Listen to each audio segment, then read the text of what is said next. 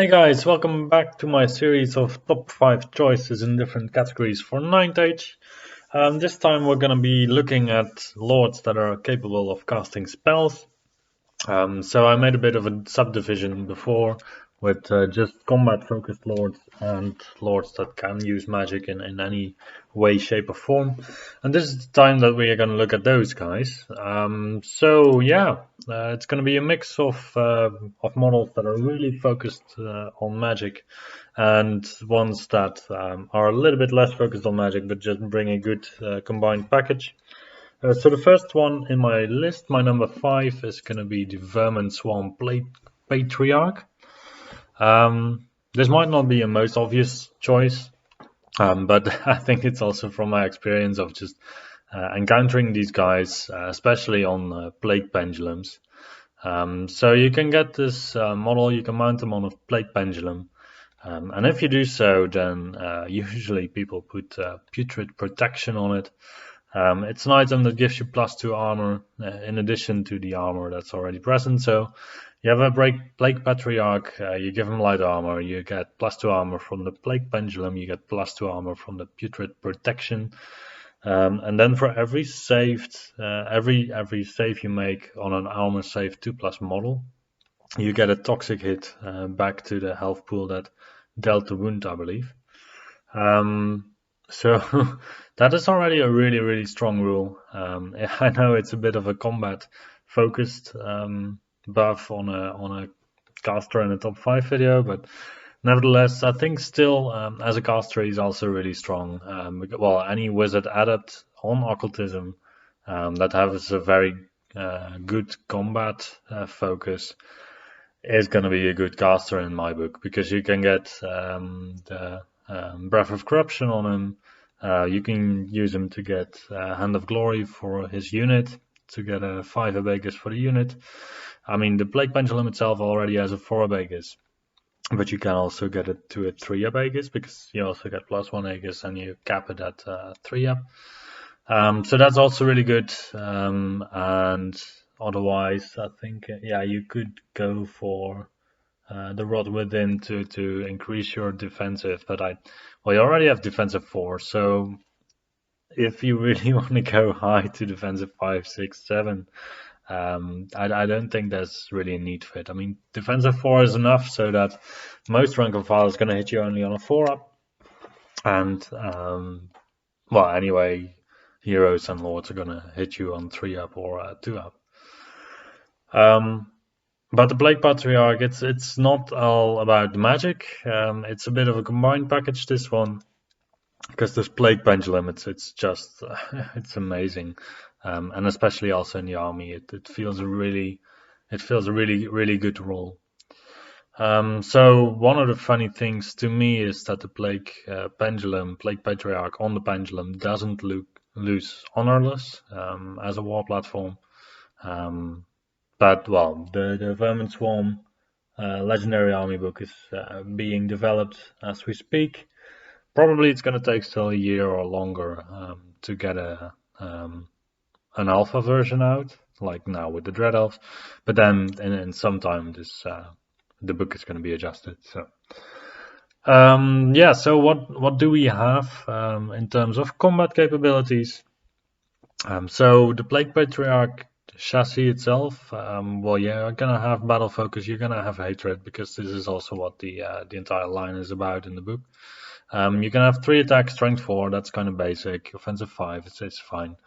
You can give him a Plague Flail, which gives that every model in contact with you has to take a toxic hit at agility 10, and also that you get +2 strength. I don't know if it's only in the first round of combat, but I believe it is. So you're gonna have a model with 3 attacks, strength 6, battle focus, hatred. So you're likely gonna have 6 hits. Not 6 hits, 3 hits out of that. Maybe even 4 at strength 6. So that's just decent. That's just cool. It's nice. I mean, for a model that you're paying 600 points for, some models that you pay 600 points for already just stop there with like 4 strength 6 attacks, but those are kind of pricey.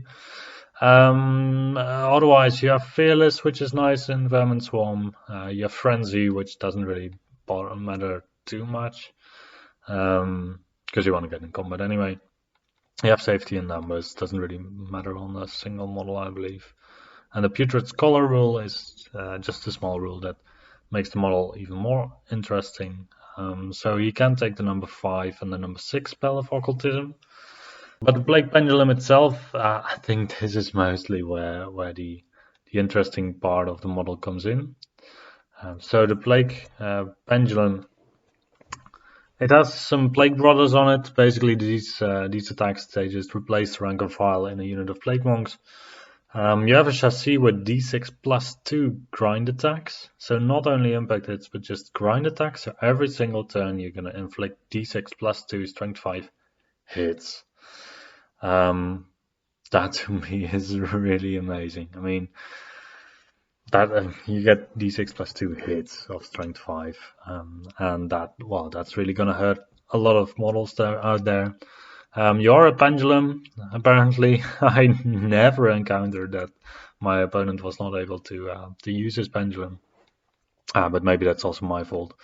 The model part can only use its grind attacks against enemy units engaged in the model's front facing. It's actually good to read this rule because I never realized this.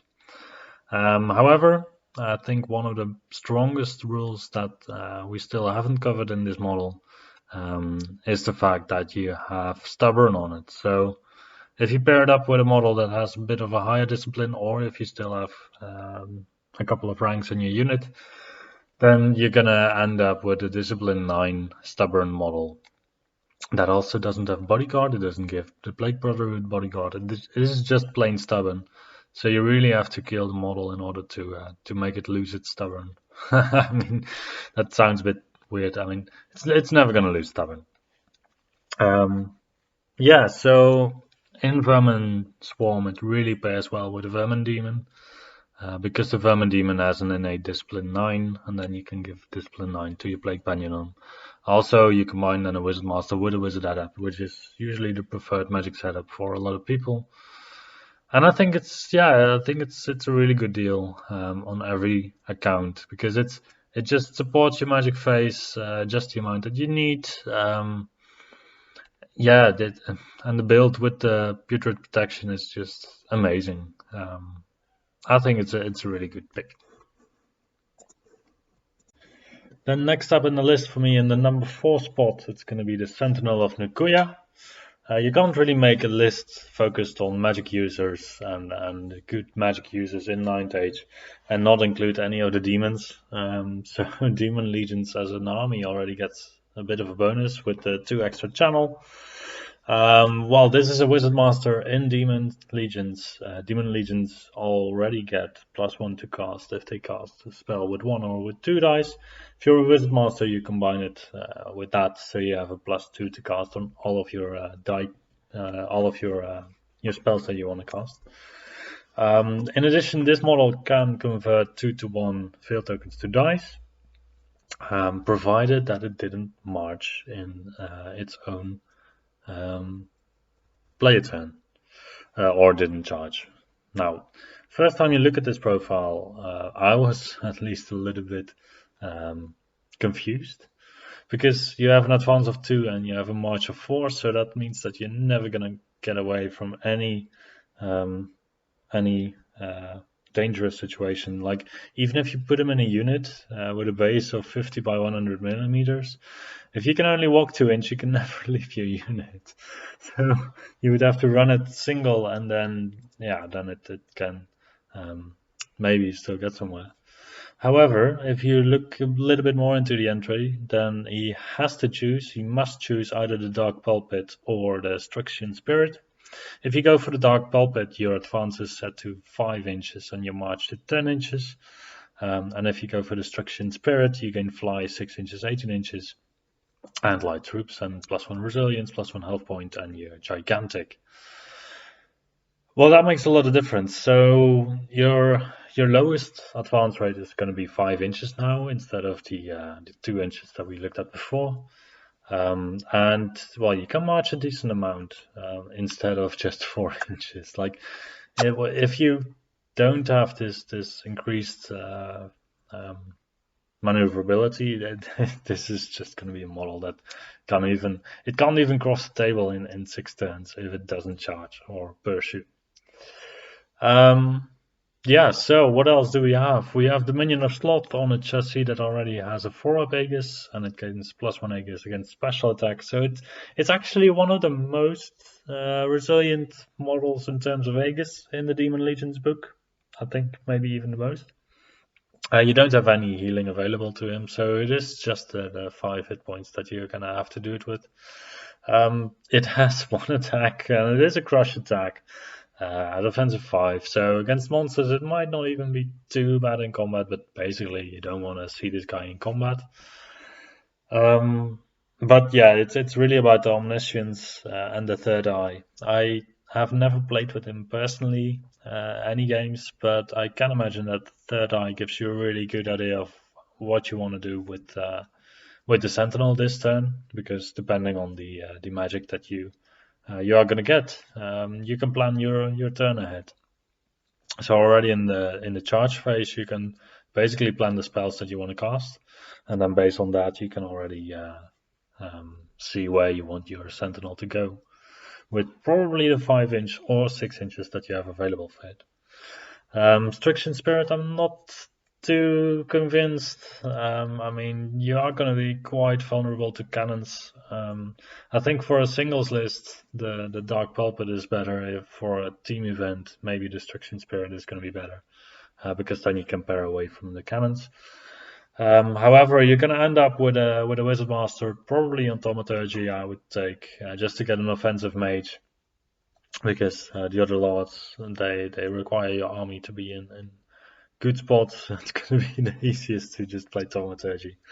And then you can combine Spear of Infinity, Hand of Heaven, Smite the Unbeliever, Cleansing Fire, and Wrath of God. You have 4 direct damage spells in all the spells except for Smite the Unbeliever, and Smite the Unbeliever helps in the sense that it can give you a way to lower the resilience of a unit, so that all of your shooting and magic is gonna deal more damage, and it's also a great combat spell. I don't really know if I would want just another little mage in there, maybe to help with the combat spells a bit more. But yeah, anyway, you want still a bit more channel than just a 3 channel that you're gonna get from putting this guy on the board, because 2 of your army and then 1 from the Wizard Master. However, if you anyway just already convert fail tokens into magic dice in a 2-to-1 ratio, then your magic phases are gonna be amazing. I mean, even with the 4-3, I think the 4-3 card is going to be one of the best cards, maybe, because your opponent's going to have so little dispel dice. But the 4-3 is going to give you 3 dice, 3 veil tokens from the card, 3 from your guy. So you're going to end up with 7 dice against your opponent's 4 dice, and you have a +2 to cast. So with 7 dice, you can even still get off Spear of Infinity and Hand of Heaven and Cleansing Fire, and then you have to choose probably between Smite and Wrath. And that's going to be a gamble too. So Wrath of God is a spell that's 12 up, so you would have to have a 10 up on the dice. You're going to have to use 3 dice for this, so you're not going to get your extra +1 to cast. However, you do have the reroll of the ones from the lore. So if you have a little bit more dice, then you're going to probably go for Wrath of God. Because the chances of you rolling 666 are quite low, and even if you do, you're only rolling 3 dice, so you get a -1 to the miscast. However, you get a +1 from Thaumaturgy, so you're going to stay at the 6 miscasts, which is going to give you 4 hits on your caster, I believe. So it's not even that bad. Yeah, so that's the Sentinel of Nucuya. Then after the demons, we're going to go to the number 3 pick, which is going to be the Saurian Ancients Coatl Lord. So this is also a really good caster. And it's a little bit hidden in the upgrades. So the profile that you start out with is just a guy with 4 hit points, which is actually better than most Wizard Masters. Resilience 4 is also better than most. or at least better than the Elven and the Empire squishy ones. You have a 4-up Aegis, so that protects your model really well. You're just a Wizard Master, you don't have any other rules other than the Palanquin. So if you're in a unit with Bodyguard, you gain Stand Behind. This is going to be only in Temple Guard and Saurian Ancients. And then also you can be the General, you can also be the Battle Standard Bearer. You can be both at the same time. So that is quite interesting. Well, it does mean that if your Quadrant Lord goes down, the enemy is going to get 400 extra points in addition to the point cost. So that is quite a big part of your army. If he goes down and you have upgraded him to be everything in your army, then you're likely going to look at a loss. So it does shape your army in quite a drastic way, and it makes it probably quite defensive. I don't think I've seen a lot of Quarter Lords armies that were really aggressive in their playstyle. However, yeah, there's still a couple of interesting choices in the Saurian Ancient book that can really take this guy up to speed. So the first one, the most obvious one, is Grasp of the Immortal. You gain Channel 1 and you get an extra +1 casting modifier. So you get a +2 to cast on your model instead of a +1 to cast. Now, why is the model, in my opinion, better than the Sentinel of Nucuya? Well, first of all, it also can be a BSB, and it's an army that really needs, or that really benefits from having a good BSB in the center of the lines. And in addition to the +1 to cast you can get here, you can get a -1 on the casting values of a lore of your choosing through the Engine of the Gods, I believe it's called, which is an upgrade for a Dorazor. Yes, that's the name. Yeah, so in the end, you're gonna be having effectively a +3 to cast on your Wizard Master. Veil tokens, anyway, normally you get kind of enough. So you already have channel 2 in your list. I don't even think you need another channel. You could just put a Talisman of the Void on this model to also arrive at channel 3. But then most of the time you're not going to even need these dice, I guess. And then, yeah, just interesting lores for this guy. Pyromancy is always interesting to just flame off all the elves that you want to not have to deal with in combat. Alchemy is, I believe it's one of the best just general purpose lores. Application doesn't really seem to work on a Quadrant Lord. You already have the reroll to hit in Born Predator to some extent. Reroll to wound, I believe, is not really the thing that Saurian Ancients is struggling with a lot. Divination is a really cool pick for Saurian Ancients, just because these bubbles are always really, really strong. So the Scrying bubble is really good, but No Die Enemy is even better. However, if you go for Divination, probably you're going to want to get the agility buff that you can get in core on your Saurian Ancients, on the Saurus Warriors, because then you're gonna just ramp it up even more and guarantee that you're gonna strike first. It does make it a little bit of a 50-50 of whether No Die Enemy is going to be all that useful to change the agility matchup or not. And possibly it's going to be the one spell that your opponent's going to want to dispel. So I normally lean a bit more towards Alchemy. And then, yeah, the Crocodile upgrade on Saurus Warriors has been coming down in price. And I think maybe right now it's getting to an interesting price point to pair it up with Alchemy and get really resilient Saurus Warriors. Then if you pair it up with Flaming Banners in your army, Alchemy is just one of the best general purpose lores. Up till the point where you meet an army that is quite resilient to flaming attacks. Yeah, so you have a good discipline on your Quaddle, discipline 8. You have also the possibility still of going for Protean Magic. So Protean Magic You gain access to Druidism and you know all the learned spells that it now has access to, as well as the Hereditary, so you know 6 spells. And they're all easy to cast spells, generally. So I think this is also a really interesting option. I'm always leaning towards this option when I'm just fiddling around with Saurian Ancients to build an interesting army. Because you're gonna get, from Druidism, you're gonna get Healing Waters, so that's a 5-up regen. You're gonna get the Alchemy, the Quicksilver Lash, which is just amazing against Cowboys. You have from Divination the Bubble of No Die Enemy. You get Avocation, Spectral Blades, so Lethal Strike, which is really valuable in some cases, and a reroll to wound.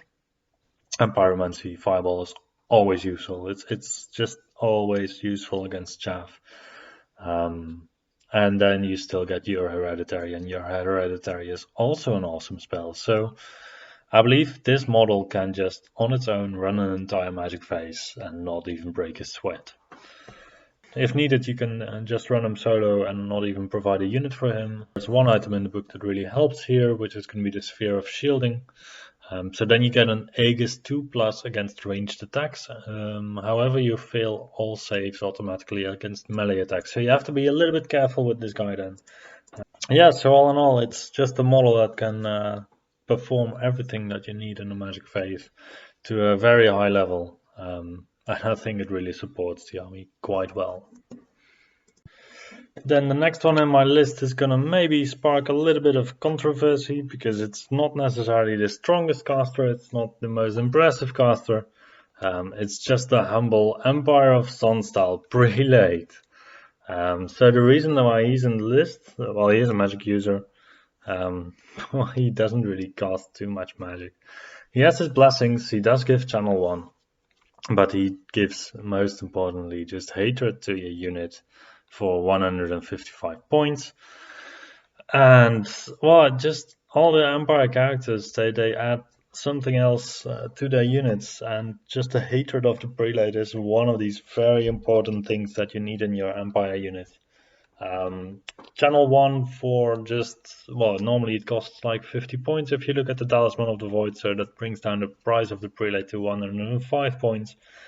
You have your blessings that you can use as bound spells to draw out enemy Dispel dice. Sure, it doesn't give you a magic phase on its own, and you need an extra mage with that. But if you value the price of the blessings on, like, I mean, even 30 or 40 points, then you're looking at a character for 65 points that gives you hatred in your unit. He already comes with heavy armor. He does have 3 points. He has defensive 5, which is decent. I mean, it's nothing impressive, but it's just decent for such a low amount of points. You have resilience 4, which is fine. You could up the points quite a bit by going for plate armor and shield, so that's 40 points on top of your 155. By that point, it's nearly cheaper to just get Destiny's Call or Essence of Mithril. Yeah, so you can also give him a great weapon or paired weapons or a horse or an altar of battle. Usually all of these choices are not really that important, other than to just have the prelate itself. One of the important things still is that you can give him Death Warrant to also give Battle Focus to your unit, and then Battle Focus Hatred. Well, basically this is the upgrade that the Plague Patriarch has on its own profile, but here in Empire you're going to give it to your unit. And if you have a unit of 40 Spearmen with suddenly Battle Focus and Hatred instead of none of them, then it's really going to make a difference. The only downside would be that if your opponent is able to take out your prelate before the unit gets to strike, you're going to lose your benefit. One extra bonus that you can still use for the prelate is to put a Locket of Sunna on him. I think it's quite a popular thing for people to do because you have a profile with divine attacks. You can give him either the paired weapons or the great weapon. Doesn't really matter too much here, but if you put on the Locket of Sunna and you manage to trade your stats with a greater demon, then you can have something like 5 or 6 attacks at a high offensive, at a high strength. Especially for the great weapon. And yeah, your opponent is not going to be happy with those high strength divine attacks, whilst he's getting back 2 attacks at strength 4. However, it is a bit situational. I still prefer to run my Locket of Senna on a wizard on a griffin, because then you just give your opponent 1 attack at strength 3 and he gets to strike against the griffin. However, just for general purposes, in the Empire of Sunstyle army, this is one of the best picks you can ever make. And I think it's a model that is just necessary in every single Empire army. And for that reason, I think it's my number 2 pick. By now you're probably eager to know what my number 1 pick then would be. And this is going to be the Vermin Swarm Vermin Demon. It's a model that I feel like doesn't really belong in the army where it's in. I mean, you can up the price point on the model over and over again, and that's also what has been happening over the time. And it started out as a model that wasn't really picked that often because people prefer to have Grey Seer on a bell, and then a Plague Patriarch on a Plague Pendulum. But then some people started to go to the Vermin Demon, and they realized that it's actually just really, really good for what it brings to the army mostly. So first of all, it gives a 18-inch Discipline 9 bubble, unconditionally. So you can still add your ranks to it, but well, the mechanism in Vermin Swarm where you would have low leadership or low discipline characters, and you would improve that with your ranks, you're just going to omit all of that, and you're just going to say that all of your troops are Discipline 9 minimum. That is already really strong. You cast Divination, so you enforce the discipline of your army through the attribute, which is once again quite strong. It's going to help you stay in combat, which you want with your with any of your Vermin Swarm troops. Like if you have a bunker of slaves, you really want to stick them in combat. And then yeah, with Discipline 9, with a reroll probably because you have a BSB somewhere. And with a Divination attribute, you're never going to run away with these guys anymore. Because they're going to go to Discipline 10 for a slave unit. I mean, come on. So you have Divination spells. You have a special rule that you don't need wizards in order to catch some extra range for your spells, because the Vermin Demon is a schemer, and you already get plus 3-inch extra range. Also, it's a gigantic beast. Normally gigantic beasts, they do quite well against infantry, and they also do quite well against other gigantic beasts, because, well, that's the same type. Usually their bane is like cavalry or monstrous cavalry, anything they cannot stomp, and that the attacks that they have against is not really sufficient, and their defenses are not too good. In this case, you're looking at a model with offensive and defensive 8, so it's going to hit you probably on 2+. It's going to be hit likely on 5+. You have Divination, so you can cast Scrying to get to a 6+. You have Resilience 6, which is higher than most of these gigantic models. You have Strength 6, which is fine for a gigantic model. However, you have AP 10 instead of AP 3. That is a very, very high AP for one of these models, and it takes away the weakness against monstrous cavalry or just standard cavalry, and that is one of the reasons why I think this is really, really a strong model in the game. In addition, well, you could argue that maybe you can just strike first against it, and then, well, you're gonna solve your problems in that way. But then again, it has agility 9, so good luck with that. Yeah, I once played against one of these, and then I was like, okay, I'm just gonna approach it the way that it usually is done, and I'm gonna take my time. Because usually what you see is that if players play with Vermin Demons, they hang out in the back of the line a little bit. And then my opponent really surprised me with the fact that this model even just has move 8 Swift Stride, because it is a beast with advance 8 inches. I mean, if you look at the entire profile, nearly none of the numbers go lower than a 6. So yeah, that is to me really baffling. I guess the downside of the model is that it's only armor 2, and it only has a 5 up Aegis, 4 up against medical attacks, by the way. But I don't know. I don't know why. It's really extremely powerful to me. Um, yeah, and yeah, I think it's. If I would play Vermin Swarm, I would always play this model. I guess that is how I should fit this. Well, thank you for watching this time, and I'll see you the next time.